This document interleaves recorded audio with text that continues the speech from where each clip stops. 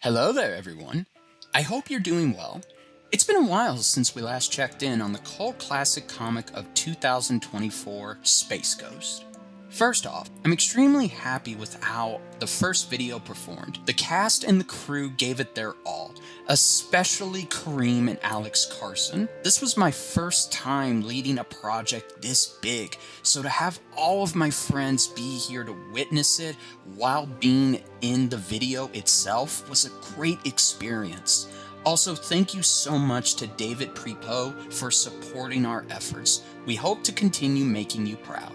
Now, today we're going to be covering issue 4, this being the first two-parter in the series, and to make things even more interesting, we are now introduced to one of Space Ghost's most famous villains, Zorak. He was most recognized for being a co-host on Coast to Coast. However, Zorak was there on the original 1966 show in the first episode. Since then, the Locust has been considered the biggest bad in our heroes' rogues gallery. Now we're getting a fresh new interpretation that might be one of Prepo's best written in the series so far.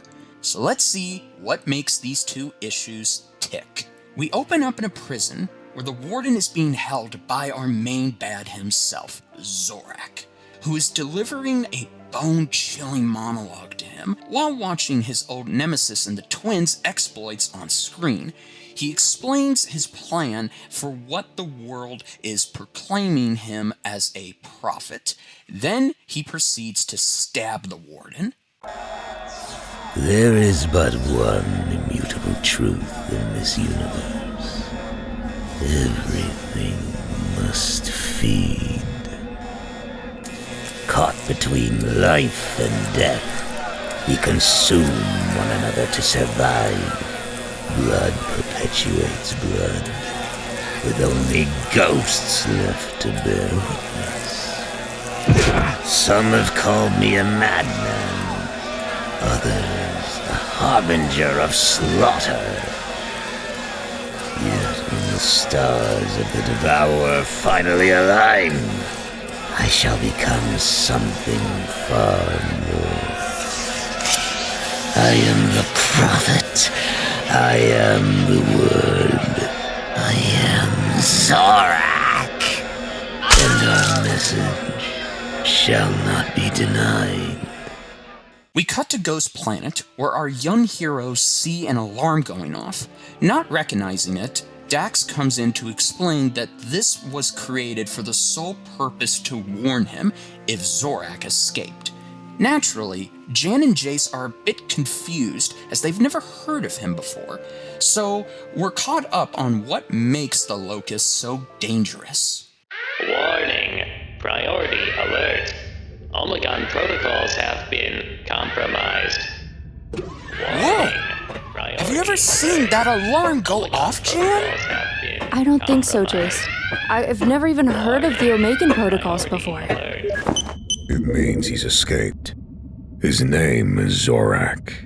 And if he's free, then the entire galaxy is in danger. I don't get it, Space Ghost. What's the deal about this Zorak character? He's not a pirate or a criminal like the others, Jan. Zorak is a true believer, and the most sadistic enemy I've ever faced. Leader of a fanatical death cult, Zorak is a worshipper of Lokar, the mythical locust of the apocalypse. He and his acolytes slaughtered dozens of colonies trying to bring their ravenous god to life. When I finally tracked him down, Zorak and I spent hours tearing at each other. It was only by sheer luck that I held on long enough to stop him. Sure, but things are different now, SG. You've got me, Jan, and Blip. We'll track him down, and the four of us will throw this creepy crawler right back to jail. You're staying here, blast it! I'm sorry, kids. But Zorak is far too dangerous for you. I'm leaving for the planet Bellerophon to search his last hideout. You three will stay here on Ghost Planet until I return. But Space Ghost, we can help you. This isn't up for debate, Jan. Disobey my orders and you won't just be fired. You'll need to find a new place to live. How this came off very much reminds me of Batman Beyond Return of the Joker, with how Bruce talks about his arch-nemesis, even going as far to refer to him as a monster. Prepo's description essentially comes off as Hannibal Lecter if he was a member of the Cobra cult from DC Comics. Also, the fact that Space Ghost and him were fighting to a near standstill for hours shows how more physically threatening the Green Bug is than, say, Brack or the Widow. Means our heroes just can't punch their way through this situation. Furthermore, you can hear in Dak's voice how concerned he is for the twins' safety, as they're not ready to deal with pure evil like this. We cut to the last planet our villain was last seen, and this is where, again, Jonathan Lau's art truly captures the overall tone of everything going on here. We see this eerie scenery with strange marks followed by a lone light illuminating our hero, and to top it off, Andrew Dahlhouse's colors tie things together, giving each panel a great palette. We then see Space Ghost starting to explore the plans his old nemesis has left behind. It has something to do with star charts, more specifically, a countdown using constellations. But he encounters a little security insurance in the form of Titanor. You turn in here to stop the great prophet Zorak, but his word is not for the likes of non-believers. Now you face the machine, herald of the Devourer. You shall perish before the judgment of Titanor. Holy crap, what a pull! This robot actually made an appearance in the 26th episode of the original 60s series, but now it's out for blood, as Zorak left Titanor to take down Dax, which leads to an epic battle between the two. Cutting back to the young heroes, Jace is expressing his frustration to Jan on not being able to help their mentor, feeling like a child. Of course, Jan has to remind her brother they're still learning, so perhaps there was a point in Dax benching both of them, as if he didn't mention such a horrific villain before, it's probably for the best. Furthermore, she's wanting to be more responsible in this situation, since Jace is still very juvenile as well as impulsive. The sheer nerve of that guy! I can't believe Space Ghost benched us! Like we're a pair of toddlers who need a babysitter or something.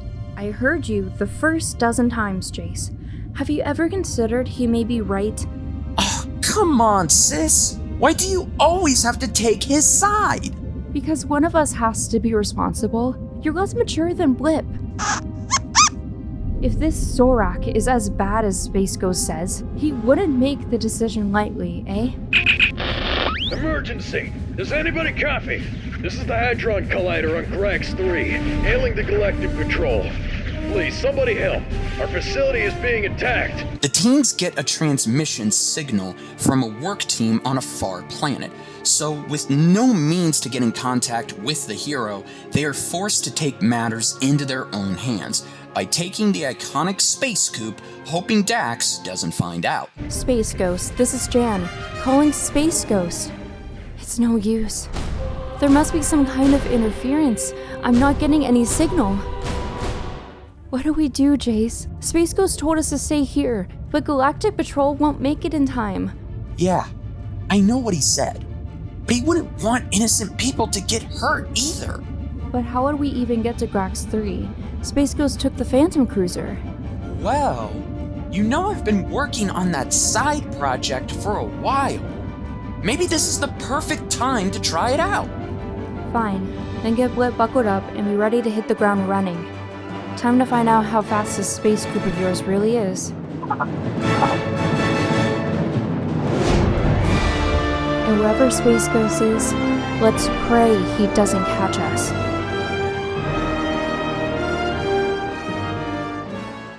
Back with Space Ghost, he's getting into the fight of his life, as Titanor is relentless, pushing him back, even tanking the power bands at full blast and actually adapting to its raw energy and knocking down Dax. Did you think you could escape from me, heretic? I wouldn't dream of it, you big metal zealot. Not before I send you to the scrap heap! Come on, fall, blast you!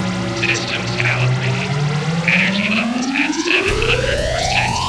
Now tell me, Space Ghost, what was it you were saying about scrap heap? On Grax 3, the twins and Blip are sneaking onto the compound using their Invisobelts. As they get closer, there are questions on the situation until they come across the monster himself, Zorak. Everybody stick together. We can't afford to do anything reckless. Remember, Space Ghost gave us these Invisibelts for a reason.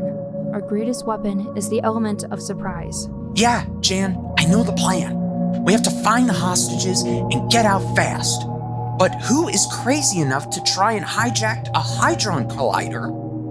Please, just listen to me. I don't know why you people are doing this. Oh no. But what you're asking for, it can't be done. It's impossible. Not impossible, Dr. Cordac, but prophecy.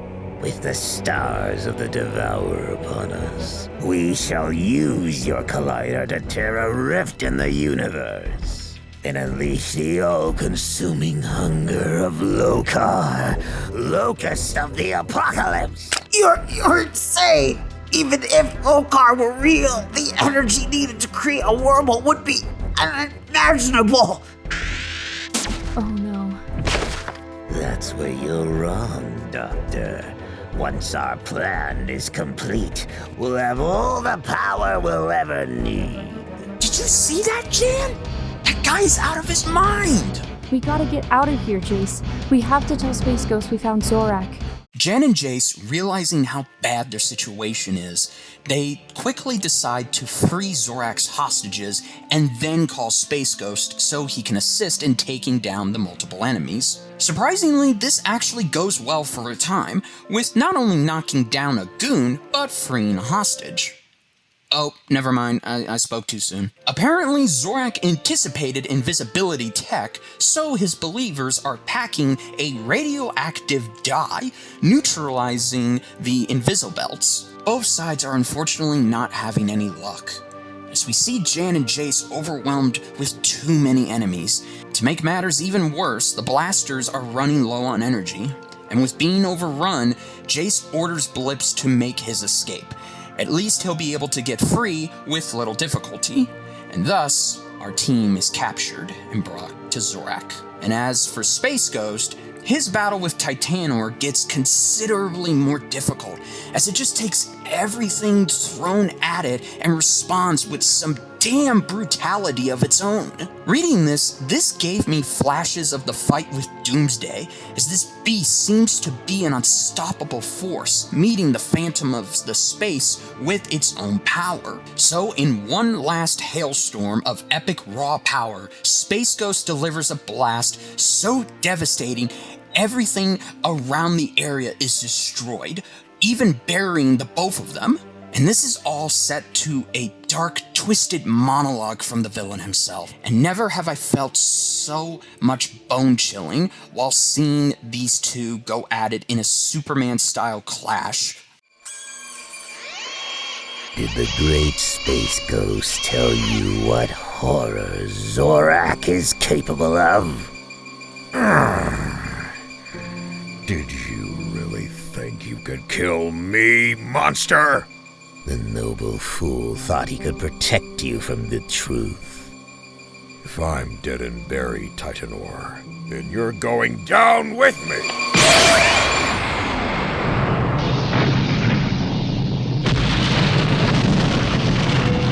And in his arrogance, he delivered me the keys to his downfall. No! If I were you, children, I would start praying to whatever gods you believe in.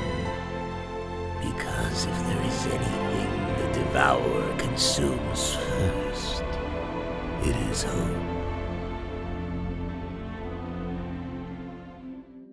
Prepo writes Zorak as something of a boogeyman character, even something as simple as telling the teens to start praying to their god sends shivers up my spine. Speaking of that, cutting back to the aftermath, Space Ghost comes out of the rubble with a raw scream of determination, and the machine is down for the count. However, Titanor still taunts our hero by saying he can't escape what fate has in store for him.